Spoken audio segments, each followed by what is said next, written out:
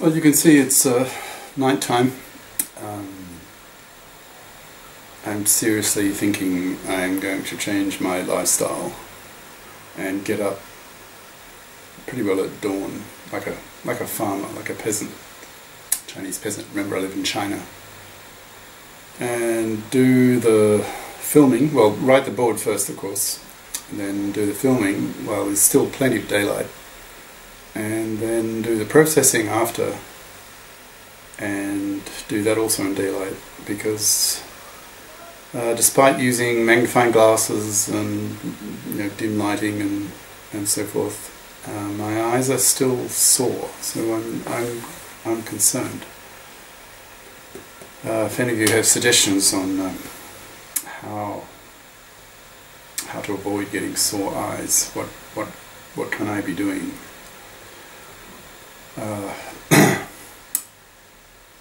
No, I suppose I could just stop looking at the computer screen for a while. So it's a kind of compromise. I don't want to do that too much, because then I don't get these videos out, and then I'll be sort of like 100 before I achieve what I really want to achieve. Because it's not too many times I'll be doing textbooks of 400 pages. There are a few, but mostly they're around the 200-page mark for obvious reasons. It just takes too long otherwise, if you're going to do them thoroughly.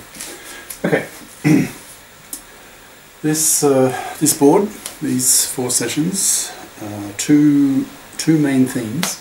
The second one is a big one, in fact a whole new section, and in this chapter there are three sections. I'll give you the section title again.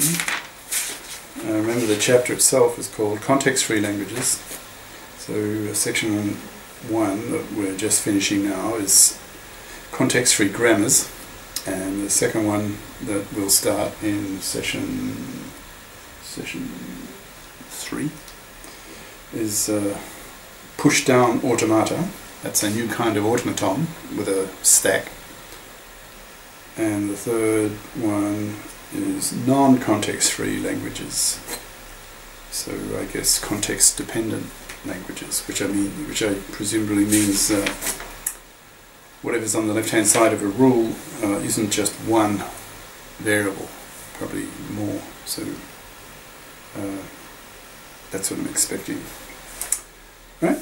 So now the first theme of this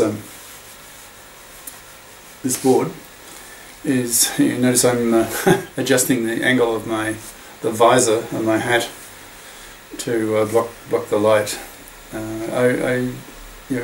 I'm really quite worried about this.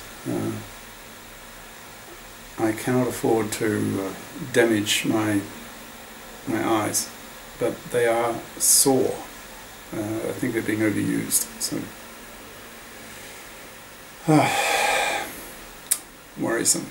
Anyway, so the first theme is we were just started talking about the thing that we'll continue on with in this session, and that was the CNF, the Chomsky normal form. And what is that? It's a way, it's a type of, well, a form, if you like, a way of writing grammars that's particularly simple. And the rules of the grammar take the following form. They're either, well, I can say here, on the right hand side, either you have 2 variables, like this, BC. By the way, BC are not the start, they cannot be the start symbol. Right? Or what's on the right hand side is simply a terminal, and that's it. Well, not quite. I mean, you can have this where you have the epsilon, the empty string. Okay? You can have that in your rule set R as well. Okay? So A is just a terminal. It belongs to your set of terminal symbols, capital sigma. A, B, and C belong to your set of variables. Okay, that's the definition. 2.8. So the definition is easy to state, and when it's in this form, it's called CNF, Chomsky Normal Form. And you may say, so what? Why bother doing that? What was wrong with the earlier forms of CFGs, context-free grammars that we were doing?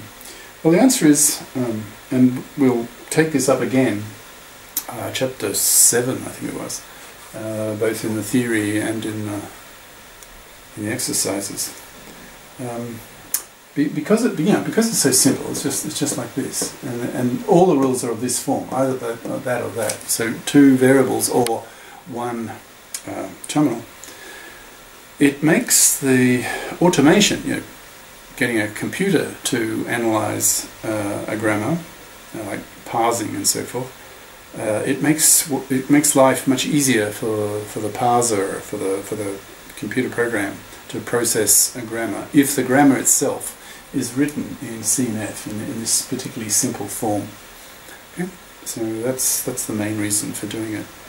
And so you can automate then the analysis of a grammar, of a language, and compiler writers love this sort of stuff.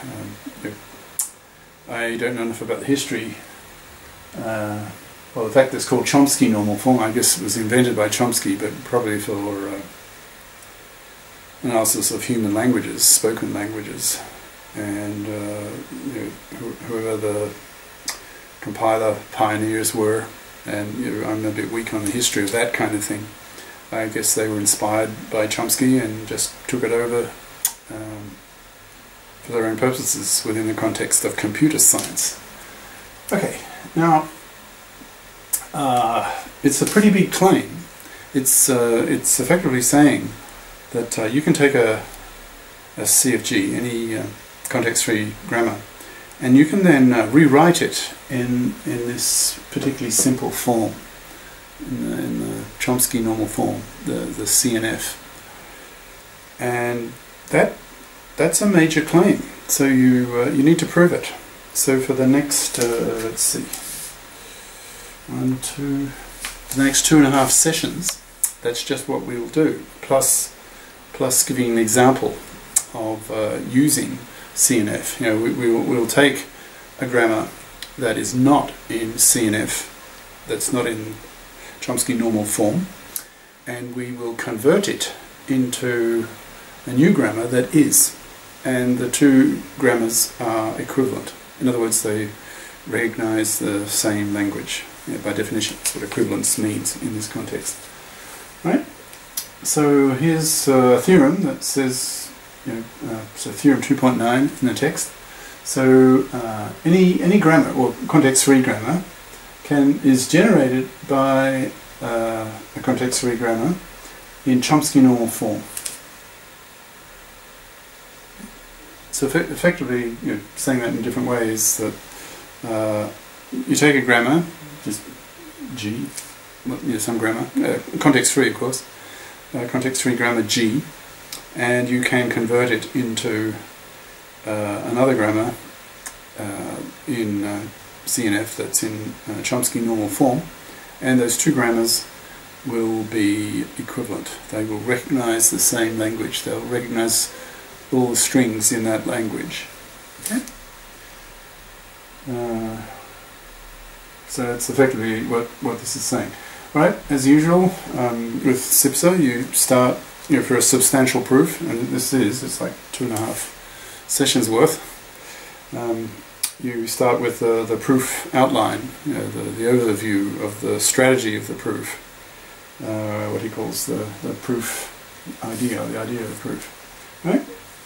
So, oops, gosh. I do make mistakes. Spelling mistake there. So any grammar, well, CFG assumed, can be converted into Chomsky normal form. Said that several times now, so you got that, right? And you do that in several steps. So we'll go through the steps, and then in the example that follows the proof of the theorem, we will also go through the same steps applied to a concrete grammar that you're given. And you're asked, you're given this grammar, G, whatever it is, convert it into a CNF grammar, a grammar that's written in Chomsky normal form. In other words, like this, in this simple form, right? So the broad strategy, like the main idea of the main ideas, is that those rules. So you look in your rules, your big R, your set of substitution rules, and those rules that are not in CNF, Chomsky normal form, you throw them out and you insert new rules that repair the damage, in a sense, that are equivalent to the ones you threw out. In other words, they recognize the same strings, recognize the same language. Okay, that's the general strategy. So you're throwing out rules and replacing them by new ones that are equivalent to what you threw out. That's the essence of the idea. Okay, and you do it in several steps. Four, I think. Four main steps. All right, so let's go through the steps one by one. Now, the first step is pretty easy. You won't have any trouble with that. And that is, you create a new start variable, and you add that to your V, capital V. And then step 2, I think, is you then throw out all rules of the following form, where you have on the left hand side you have variable, arrow, epsilon, the empty string. Okay, so if you have rules like that, throw them out. And step 3 is you also throw out rules of the following form, where you have on the left hand side you have a single